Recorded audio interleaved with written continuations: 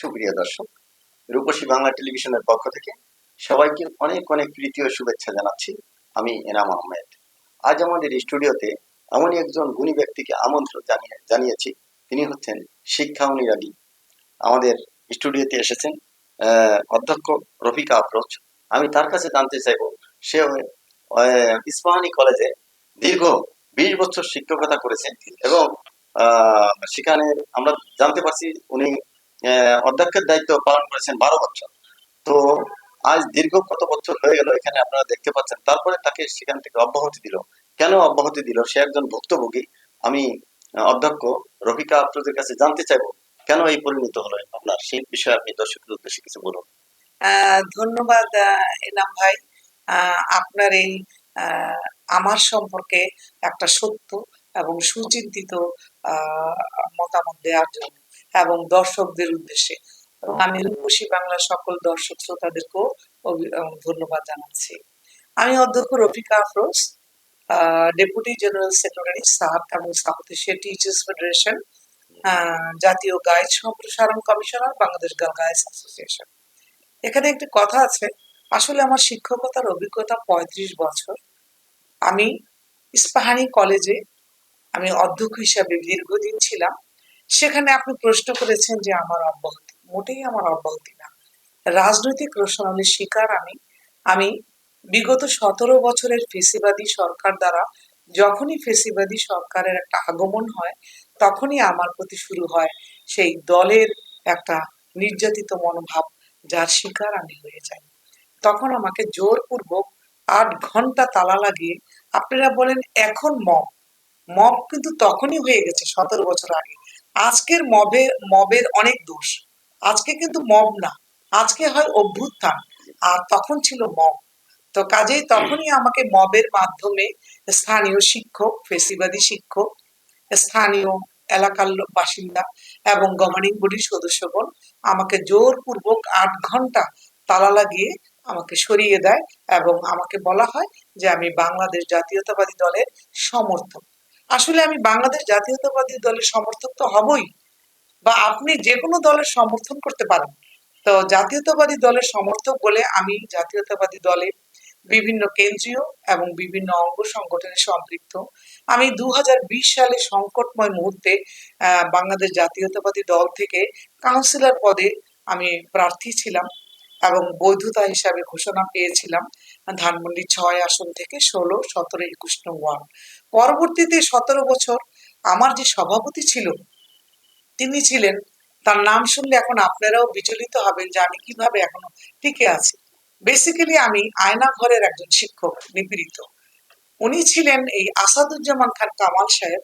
উনি ছিলেন আমার ইস্পাহানি বালিকা বিদ্যালয় এবং মহাবিদ্যালয়ের সাবেক এমপি হিসাবে সভাপতি এবং পরবর্তীতে উনি স্বরাষ্ট্র মন্ত্রী। পাশাপাশি উনি স্বরাষ্ট্র মন্ত্রিত্ব পেলে উনি তখন সভাপতি থাকতে পারেন না বলে উনি 2009 থেকে 2016 পর্যন্ত উনি সভাপতি ছিলেন সেখানকার। এত বড় একটা পদধারী লোক, আওয়ামী ফেসিবাদী, তার সাথে লড়াই করে আমি এখন পর্যন্ত টিকে আছি আয়না ঘরের শিক্ষক হিসাবে। তো আমরা জানতে চাচ্ছি যে আপনি যে বাংলাদেশ জাতীয়তাবাদী মহিলা দলের, আমরা জানতে পারছি যে আপনি একজন সদস্য। হ্যাঁ, সদস্য কেন্দ্রীয় কমিটি। তখন কি আপনি কোনো মিটিং মিছিলে যেতেন? আমি আমি অবশ্যই আমি একটা রাজনীতি করতে গেলে রাজনৈতিক স্বচ্ছতা বজায় রেখে, আমি যেহেতু বেসিক্যালি শিক্ষক, শিক্ষকতার নীতিটাকে বজায় রেখে আমি রাজনীতিতে সম্পৃক্ত ছিলাম। কোনো শিক্ষক রাজনীতি করতে পারবে না বা সম্পৃক্ত হতে পারবে না এরকম কোনো কথা নেই। আমি তো তখনও এমপি না বা কোনো কিছু না। হ্যাঁ, কাজে সেই ক্ষেত্রে আমার ওই অধ্যক্ষ পদটা একটা রাজনৈতিক দল হিসাবে সেই দলের জন্য সুনাম। হ্যাঁ, যে সেই দলে একটা এরকম গুণগত মানের একজন অধ্যক্ষ আছে, যে তাদের দল, এই দলে যদি আপনার গুণগত মানসম্পন্ন যোগ্য ব্যক্তি থাকে সেটা তো দলটাকে এত হেভি ওয়েট হয়। দলে আপনার সব ধরনের লোক থাকবে, জ্ঞানী লোক থাকবে, শিক্ষক থাকবে, ডাক্তার থাকবে, ইঞ্জিনিয়ার থাকবে, তাহলে পেশাজীবী বলতে কি বোঝায়। তো আমার সময় সভাপতি ছিলেন আসাদুজ্জামান খান কামাল, সাবেক স্বরাষ্ট্রমন্ত্রী। তিনি তার নির্দেশে সবাই আমাকে জোরপূর্বক 8 ঘন্টা তালা লাগিয়ে এই কাজ আমাকে পদত্যাগ করায়, ব্যক্তিগত কারণ লিখিয়ে। তারপর আমাকে 17 মাস পরে মামলা দেয়, যেটা মিথ্যা মামলা। সেই মামলা দুদকে যায়। দুদক থেকে আমি জয়ী হই, দুদকের পরে যায় শিক্ষা মন্ত্রণালয়ে, আমি জয়ী হই, কোনো অভিযোগ প্রমাণিত হয় না। মন্ত্রণালয় থেকে আবার যায় সেই পিবিআইতে, পিবিআইতে 8 বছর এই আসাদুজ্জামান খানকালের নির্দেশে সেটা আটকে রাখা হয় যে মহিলা জয়ী হচ্ছে সব জায়গায়, এখন আর করবেন না তদন্ত। তারপরে 2024 সালে আমি আবার যাই পিবিআইতে, সেখান থেকে আবার আমার প্রতি এই যখন অন্তর্বর্তীকালীন সরকার হয় আমার বিরুদ্ধে কোনো অভিযোগ প্রমাণিত হয় না, এবং 2024 সালে আমাকে মিনিস্ট্রি এবং মাধ্যমিক উচ্চ মাধ্যমিক শিক্ষা বোর্ডের নিয়ম অনুযায়ী এবং নির্দেশনা মোতাবেক আমাকে অধ্যক্ষ হিসাবে স্বপদে বহাল, পূর্ণ বেতন এবং বকেয়া বেতন সহ 17 বছরে চালুকরণের জন্য বলা হয়। তখনও ওই সময়ে আওয়ামী ফেসিবাদীরা ছিল বলে তারা আমাকে যেতে দেয় না, কারণ 17 বছরের আওয়ামী শিক্ষকরাই তো আওয়ামী ফেসিবাদী। এখন আমি তখন অধ্যক্ষ ছিলাম, তারাও তো এখন বয়স হয়েছে, তারাও কেউ ভারপ্রাপ্ত, কিন্তু তারা কিন্তু আমার জায়গাটা এখনো নিতে পারেনি, কারণ ওই জায়গাটা নিতে হলে যে নিয়মটা লাগে আমাকে তো তারা বিধি মোতাবেক পদত্যাগ করায়নি, তাই ওই পদটা কিন্তু শূন্য পদ হয় নাই, এবং তারা সরকারি অনুদানভুক্ত না। আমি একমাত্র সরকারি অনুদানভুক্ত এমপিও ভুক্ত অধ্যক্ষ। তো সেই ক্ষেত্রে আমাকে তারা কি করলো, আবার আমি গেলাম পিবিআই জয়ী হয়ে, আমার বিরুদ্ধে নারাজি দিল, দিয়ে কি করলো এই ফেসিবাদী আওয়ামীরাই তারা বিভিন্ন হাইব্রিড বিএনপি হয়ে আমার বিরুদ্ধে সিআইডি তে তদন্ত করা শুরু করলো। আমি মনে করি সেখানেও আমি একজন মানে আহ নির্দোষ। কিন্তু কথা হলো যে আমার তো যোগদানের ক্ষেত্রে আমার কোনো সমস্যা নাই, আমার তো যোগদান তারা জোরপূর্বক করেছে, সেখানে তো যোগদানের মামলা নাই, আমাকে মিথ্যা অন্য বিভিন্ন অভিযোগের মামলা দিয়েছে যেগুলো ভিত্তিহীন। তো সেই ক্ষেত্রে আমাকে যোগদান যে করতে দেওয়া হচ্ছে না ফেসিবাদী হাইব্রিড বিএনপি দ্বারা, সেই ক্ষেত্রে আমি নিপীড়িত।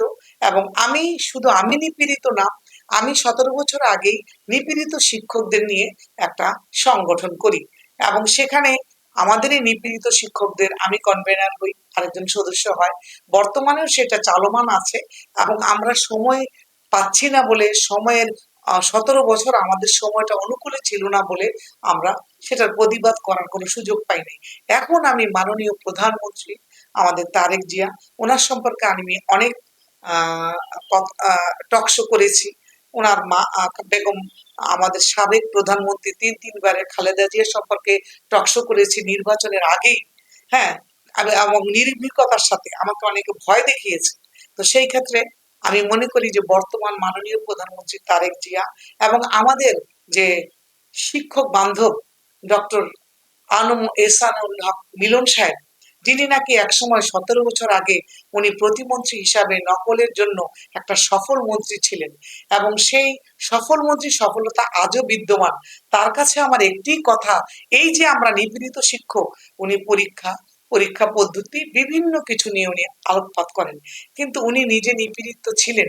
কিন্তু উনি নিপীড়িত শিক্ষকদের নিয়ে যদি একটু বসেন, তাহলে নিপীড়িত শিক্ষকরা আজকে বাংলার ঘরে ঘরে আছে।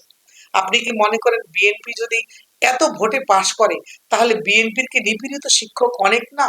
এই নিপীড়িত শিক্ষকদের নিয়ে যদি উনি আজকে মাঠে নামেন বা কাজ করেন বা সংস্কার করেন, শুধু মাঠে নামতে বলতে এটা না, শিক্ষার মান উন্নয়ন, গুণগত মান উন্নয়ন অভিজ্ঞ শিক্ষকদের দিয়ে, তারা অভিজ্ঞ, তারা অধ্যক্ষ হিসাবে এবং শিক্ষা সংস্কার করেন, তাহলে পরীক্ষার্থীরা সবাই কিন্তু তখন মানে উন্নত মানের শিক্ষা পাবে, এবং শিক্ষক যারা আছে তারাও গুণগত মানে উন্নীত হবে।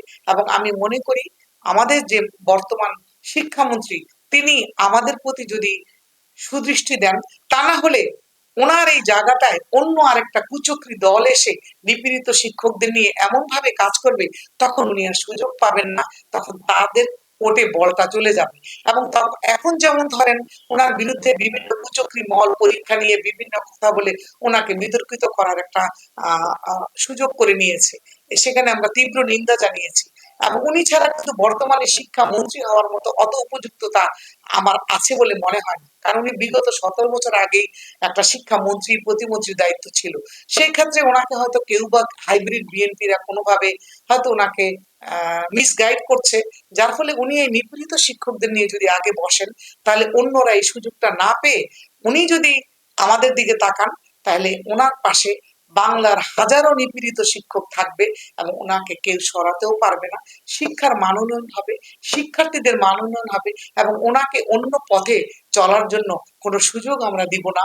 ভুল পথে আপনার ভুল রথে উনি তখন যেতে পারবে না, কারণ আজকে ওনার সফলতার জন্য ওনার প্রতি এত কুচক্র। তো যে যত বেশি সফলতা করবে তার শত্রুতা বেশি থাকবে।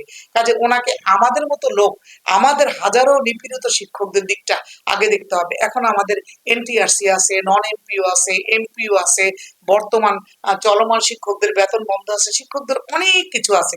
এই শিক্ষকদের মধ্যে কিন্তু ফেসিবাদী শিক্ষকরাও আছে, নিপীড়িতরা কিন্তু চলে যাচ্ছে। তো কাজে এখন যদি উনি এই নিপীড়িত শিক্ষকদের আগে দেন, তারপর উনি দেখেন যে বিএনপি চলমান অবস্থায় কারা এনটিআরসি দিয়েও প্রধান শিক্ষক বা প্রধান হতে পারেননি, তারপর যদি উনি শিক্ষার মান উন্নয়নের দিকে হাত বাড়ান এইভাবে ধাপে ধাপে, তাহলে কিন্তু ওনার জন্য সুবিধা হবে। এখন দেখা যায় শুধু সরকারি কর্মকর্তারা, তারা 70 বছর 75 বছর, এই আমলারা, আমি তাদের প্রতি শ্রদ্ধা রেখে বলছি, ওনারা কি করছে, চুক্তিভিত্তিকও পাচ্ছে। আর আমরা চলমান থাকলেও বা 1 বছরের জন্য 61 62 হলেও, হ্যাঁ, আমাদেরকে চুক্তিভিত্তিক দেওয়ার কি সুযোগ নাই? যদি ওনাদের থাকে, আচ্ছা, আমাদেরকে চুক্তিভিত্তিক দেওয়ার সুযোগ নাই, আমাদের জন্য যত নিয়ম, আমরা কিন্তু এই আমলাতান্ত্রিক প্রশাসন দ্বারাও অনেক বেশি নিপীড়িত, এইটা ওনার খেয়াল করতে হবে। আজকে যদি মন্ত্রিত্ব ওনার চলে যায়, এই চলে গেলে কিন্তু আমলাতান্ত্রিক কারণেই যাবে, শিক্ষকদের জন্য যাবে না। আর সেই জন্য আমি বলবো যে যদি ওদেরই সরকারি লোকদের যদি এত কিছু থাকে, আমরাও তো সরকারি অনুদানভুক্ত, একই সিলেবাস পড়াই, একই শিক্ষার্থী, গুণগত মান আমাদের বেশি, আমাদের শিক্ষকদের কোয়ালিটিও বেশি, কিন্তু আমরা কেন সেই সুযোগটা পাবো না? সর্বশেষে আমি বলবো সকল সমস্যার সমাধান হবে নিপীড়িত শিক্ষকদের একটা সুব্যবস্থা করা, তাদের প্রাপ্যতা, তাদের সবকিছু, তাদের চুক্তিভিত্তিক প্লাস জাতীয়করণ করা। তাহলে আপনার এনটিআরসি বলেন, আপনার নন এমপিও এমপিও বলেন, সকলের সমস্যার সমাধান হবে। এবং এই সফলতার চাবিকাঠিটার দাবিদার অন্য অযোগ্যরা না হয়ে আমাদের যোগ্য মন্ত্রী ডক্টর আনম এহসানুল হক মিলনের জন্য হবে, আমাদের যোগ্য প্রধানমন্ত্রী জনাব তারেক জিয়ার জন্য হবে। এটা শিক্ষার উন্নয়নের বিরাট পরিচায়ক হিসাবে উনি নিজেকে সুপ্রতিষ্ঠিত করবেন, কারণ উনি শিক্ষক বান্ধব, উনি পরিবেশ বান্ধব একজন সরকার। ধন্যবাদ। না, আমি আরেকটু কিছু জানতে চাচ্ছি আপনার কাছে। আপনি তো একজন রাজনীতিবিদ বিএনপির। আমি দেখতে পাচ্ছি যে আপনি বাংলাদেশ মহিলা দলের একজন সদস্য। তো আপনার দল এখন ক্ষমতায়, আপনি একজন ভুক্তভোগী। তো মাননীয় শিক্ষামন্ত্রী উনি তো জিন না, উনি তো ফেরেশতা না, ওনাকে তো জানাইতে হবে। আপনি কি কোনো আবেদন করেছেন ওনার কাছে যে জি আমি একজন জি ভুক্তভোগী? জি সে বিষয়ে কি আপনি ওনার কাছে গিয়েছেন, স্যার আমি এই অবস্থায় আছি, জি আমার করণীয়টা কি, সেটা তো আপনার জানানো উচিত। আমরা, আমার একটা অভিমান আছে ওনার প্রতি। উনি যদি একটা পরীক্ষার্থীর, সিটি কলেজের পরীক্ষার্থীর উনি ফোন ধরেন, কিন্তু আমরা অনেকবার ওনাকে ফোনে যোগাযোগের চেষ্টা করেছি, উনি ধরেননি। মনে করতাম মন্ত্রীর জন্য ধরতে পারছেন না। ওনার সাথে যোগাযোগের চেষ্টা করলে আমরা প্রশাসন পর্যন্ত গেলে তারপর আমাদেরকে আর দেখা করতে দেয় না। হ্যাঁ, শিক্ষকদেরকে যদি বলি আমরা নিপীড়িত, এসে শুধু সরকারি লোকরা দেখা করতে পারে, এমপি ভুক্তদের দেখা করতে উনি এবং নিপীড়িত বললে তো আমরা জায়গাই পাই না। তারপরেও আমরা আবেদন দিয়েছি ওনার কাছে নিপীড়িত শিক্ষক হিসাবে, এবং সেই আবেদন ওনার কাছে আদৌ গিয়েছে কিনা। এমনকি আমি আপনাকে একটি কথা বলি, আমি যেমন বাংলাদেশ গার্লস অ্যাসোসিয়েশনের জাতীয় পর্যায়ের গাইড সম্প্রসারণ কমিশনার, সেখানে সমস্ত ফেসিবাদী আওয়ামী লীগরা বসে আছে। উনি ভালো করে উনি নিজেও জানেন, ওনার কাছে আমরা না বললেও ওনার কানে গিয়েছে, এবং লিখিতভাবে অনেকে অভিযোগ দিয়েছে। সেই অভিযোগগুলোকে উপেক্ষা করে একটা সমাজসেবামূলক প্রতিষ্ঠানটিও, আজকে আমি 38 বছর গার্লসের অভিজ্ঞ লোক, সেই জায়গায় আজকে আমার থাকার কথা, সেই জায়গায় আমি না থেকে আছে কারা, যারা অনভিজ্ঞ 5 বছরে তারা, এবং সেই সমাজ সেবাটাও কিন্তু ফেসিবাদী দ্বারা আবিষ্ট। তো কাজে উনি কিন্তু সেটা জানেনও, সেটাও কিন্তু শিক্ষার সাথে সম্পৃক্ত সহশিক্ষা কার্যক্রম বিষয়ক শিক্ষকদের একটা প্রতিষ্ঠান। তো সেই জায়গায় কিন্তু আমরা স্থান পাচ্ছি না। কাজে উনি অবশ্যই জানেন, এবং যদি না, আমার মনে হয় উনি জানেন না এটা আমি বলবো না, জানেন। হয়তো উনি এটাকে গুরুত্ব দেওয়ার জন্য যেই ধরনের ওনার উপদেষ্টা বা যেই ধরনের ওনার পার্শ্ববর্তী লোকগুলা দরকার, তারা হয়তো সেইভাবে সেটাকে ওনার কাছে উপস্থাপন করছে না। যার ফলে আমাদের যেটা প্রশাসনিক জটিলতা বলে, সেই জটিলতার কারণে তারা, প্রশাসনিক লোকরা কিন্তু তারা আক্রান্ত জন্য, তারা নিপীড়িত জন্য যে কোনো ভাবে হোক, তাদের চুক্তিভিত্তিক হোক, তাদের পদায়ন হোক করে নিচ্ছে, কিন্তু তারা কিন্তু শিক্ষকদের জন্য কোনো কিছু আবেদন করলেও সময় মতো সময় দিচ্ছে না। আমাদের ক্ষেত্রে যত রকম নিয়ম, যত রকম প্রতিবন্ধকতা এখনো। তাই আমরা এটা থেকে মুক্তি পাওয়ার জন্য মাননীয় প্রধানমন্ত্রী আমাদের যিনি নাকি অত্যন্ত একটা সহজ সরল জীবনযাপনে এখন বিশ্বাসী, তার প্রতি স্বনির্বন্ধ অনুরোধ। আমাদের নিপীড়িত শিক্ষকদের প্রতি উনি যদি আমাদেরকে ডেকে বুঝান, বলেন, আমাদের সাথে একটা আলোচনা করেন এবং মাননীয় মন্ত্রীও আলোচনা করেন, তাহলে এই বিষয়টা যদি সুরাহা হয়, তাহলে আমাদের দেশের বর্তমান অবস্থায় শিক্ষা ক্ষেত্রে যে একটা সংকট চলছে, সেই সংকটটা অনেক ক্ষেত্রে দূর হয়ে যাবে। কারণ আমাদের মন্ত্রী এবং আমাদের প্রধানমন্ত্রীর বিরুদ্ধে কিন্তু একটা চক্র আছে। আমরা সত্যিকারের বিএনপি করি বললে আজকে এই কথা বলতে সাহস পেলাম। তো আপনি আমি এখন বিদায় নিচ্ছি। আর পরবর্তীতে আপনার কোনো ভাষ্য থাকলে গুরুত্বপূর্ণ বলতে পারেন, যদি আর মনের কোনো কথা থাকে। আমি একটা কথাই বলবো, সময় শেষ। যে নিপীড়িত শিক্ষক হয়েছি, নিপীড়িত, আজকে নিপীড়িত সরকারও হয়েছে আমাদের, তা আমাদের প্রধানমন্ত্রী নিপীড়িত হয়েছে, আমাদের অনেক মন্ত্রীরা নিপীড়িত, অনেক বিএনপির কর্মীরা নিপীড়িত, আমিও সেই হিসাবে নিপীড়িত। কিন্তু অনেকেরই নিপীড়ন থেকে মুক্ত হওয়ার উপায় হয়েছে, কিন্তু আমাদের নিপীড়িত শিক্ষকদের নিপীড়ন থেকে মুক্ত হওয়ার কোনো উপায় হয় নাই। অবসর ভাতা পাচ্ছে না, কল্যাণ ট্রাস্টে অনেক আপনার জটিলতা, এবং সবাই মানে চুক্তিভিত্তিক হোক বা এমনি হোক, তারা তাদের নিয়োগ পাচ্ছে না, তাদের বকেয়া বেতন পাচ্ছে না, তারা এখনো ফেসিবাদী হাইব্রিড বিএনপি দ্বারা আক্রান্ত। আমি চাই এই নিপীড়িত শিক্ষকদের একটা সমাধানের কল্পে দেশের উন্নয়ন হোক, যারা নাকি আপনার শিক্ষা এবং সর্বক্ষেত্রে জাতীয়তাবাদী দলের হিসাবে হোক, আর সমাজ এবং দেশ গড়ার লক্ষ্যে হোক, একটা উন্নত মানসিকতার পরিচয় দিতে সক্ষম হবে এবং আন্তর্জাতিকভাবেও তারা স্বীকৃতি লাভ করবে। ধন্যবাদ অধ্যক্ষ রফিকা আফরোজ, আপনাকে অশেষ ধন্যবাদ। দর্শক, এতক্ষণ শুনলেন অধ্যক্ষ রফিকা আফরোজের গুরুত্বপূর্ণ বক্তব্য ও একান্ত সাক্ষাৎকার। আশা করি আগামীতে অন্য কোথাও, অন্য জায়গায়, অন্য কিছু নিয়ে হাজির হব। ততক্ষণ পর্যন্ত আপনারা রূপসী বাংলা টেলিভিশনের সাথে থাকুন, এই প্রত্যাশায়। আল্লাহ হাফেজ। ধন্যবাদ এনাম ভাইকে, আমি তো এনাম ভাই বলেই রাখি। আর আপনিও একজন প্রথিতযশা সাংবাদিক, আপনার প্রতি আমার অত্যন্ত কৃতজ্ঞতা। আর পাশাপাশি আমি রূপসী বাংলা টিভির সকল দর্শক শ্রোতাদের জানাচ্ছি আমার পক্ষ থেকে শুভেচ্ছা ও নিরন্তর শুভেচ্ছা।